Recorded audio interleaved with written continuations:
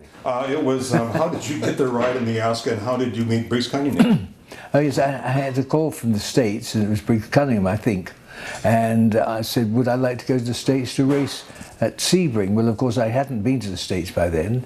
I really wanted to go for many, many reasons. One, I wanted to see what it was like. B, it was a place where you could buy coloured nylons for my girlfriends and all sorts of stuff like that. So I obviously jumped at it.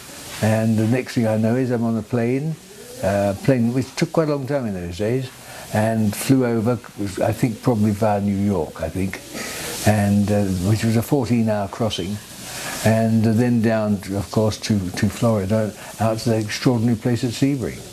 So how did the Oscar compare to the cars you'd driven up to that point?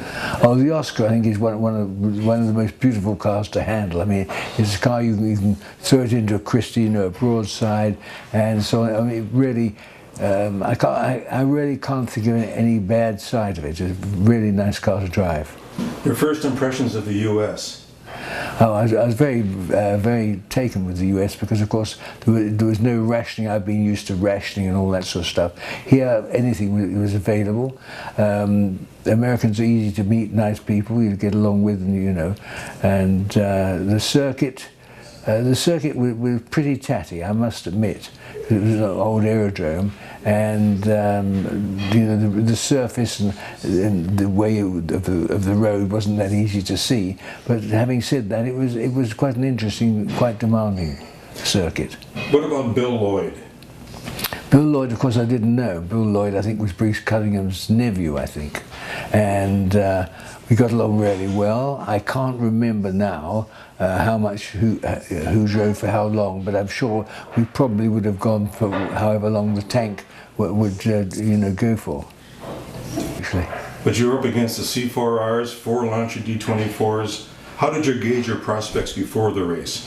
Before the race, I didn't think we had a hope in hell of winning, but I certainly thought we ought to be able to win our class and be placed fairly high at the circuit, because Bill was quite a quick driver, and the car, of course, it was really suited to the course, as it was to so many different courses. So I thought we had a fair chance of doing reasonably well. So how did the race unfold for the two of you? Well, what I do remember that we couldn't see that well. The circuit wasn't obvious. When you had to concentrate quite a bit to stay on where you're meant to be. It rained, of course, an enormous amount, which was a great help with our car. When it's raining, you don't get lockups or any problems like that. It's less hard on the brakes.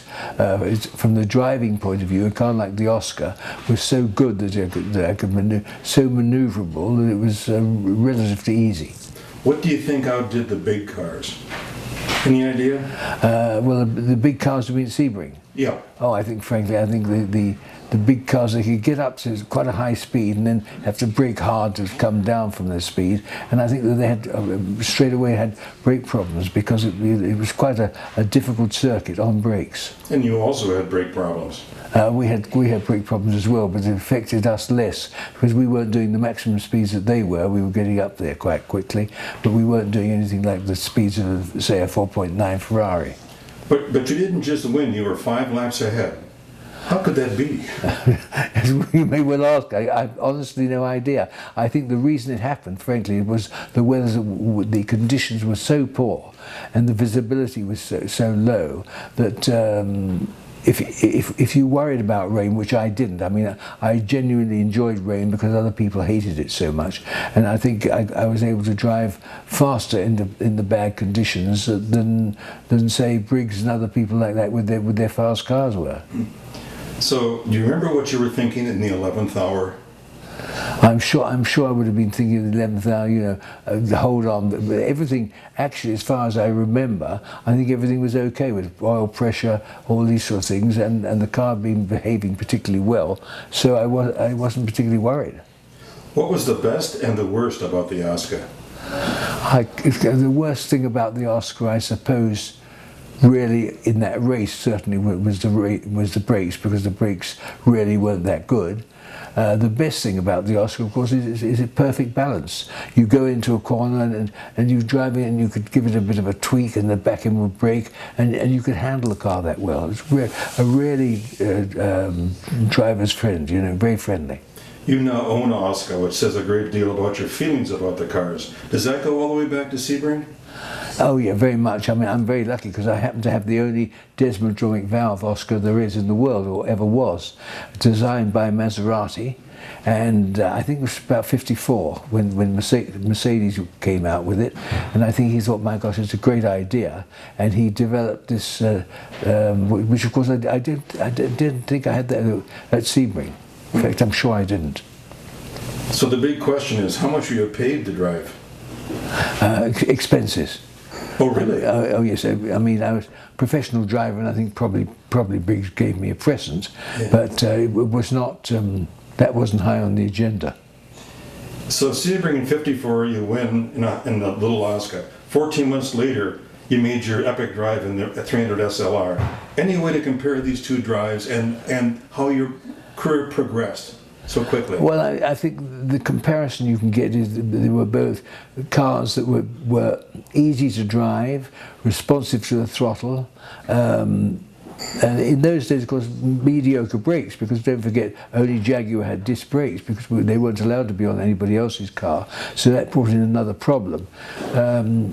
The SLR, I mean, in my mind, was probably the greatest sports car ever designed or built, and so it